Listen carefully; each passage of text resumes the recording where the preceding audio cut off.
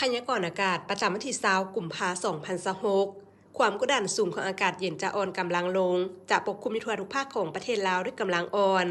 สมทบกับกระแสลมตะวันออกเฉียงเหนือพัดปกคลุมซึ่งจะเฮ็ดให้อากาศยังจะเย็นหาหนาวเย็นอยู่ทั่วไปในตอนกลางคืนหาตอนเช้าส่วนตอนบ่ายอากาศร้อนและจะมีฝนตกในดับค่อยบางท้องถิ่นแขวงภาคเหนือพอมีลมพัดแรงเป็นบางโอกาสอยู่ในแต่ละภาคเหนือด้านตะวันออกอากาศเย็นหาหนาวเย็นในตอนกลางคืนหาตอนเช้าพอมีหมอกบางปกคลุมทั่วไปและจะมีฝนตกในดับค่อยบางท้องถิ่นพอมีลมพัดแรงเป็นบางโอกาสเนื้อที่การปกคลุมของฝนเท่า25ส่วนห้วยของภาคอุณหภูมิในระหว่าง13-18องศาภาคเหนือด้านตะวันตกอากาศเย็นหาหนาวเย็นในตอนกลางคืนหาตอนเช้าส่วนตอนบ่ายอากาศร้อนและจะมีฝนตกในดับค่อยบางท้องถิ่นพอมีลมพัดแรงเป็นบางโอกาสเนื้อที่การปกคลุมของฝนเท่า20ส่วนห้วยของภาคอุณหภูมิในระหว่าง14-34องศา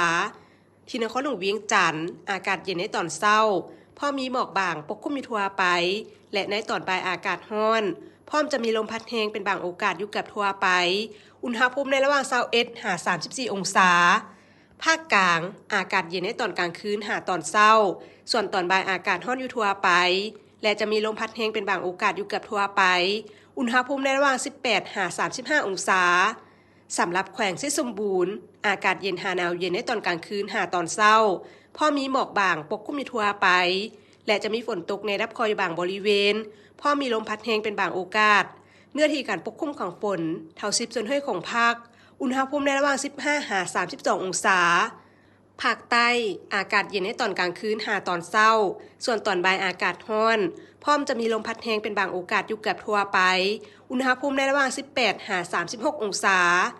สำหรับเขตผู้เพียงบ่อละเวนอากาศเย็นหาหนาวเย็นพอมีหมอกบางปกคลุมทั่วไปและจะมีฝนตกในดับคอยอยู่บางบริเวณพอมีลมพัดแรงเป็นบางโอกาสเนื้อที่การปกคลุมของฝนเท่า10ส่วนห้วยของภาคอุณหภูมิในระหว่าง14-18องศา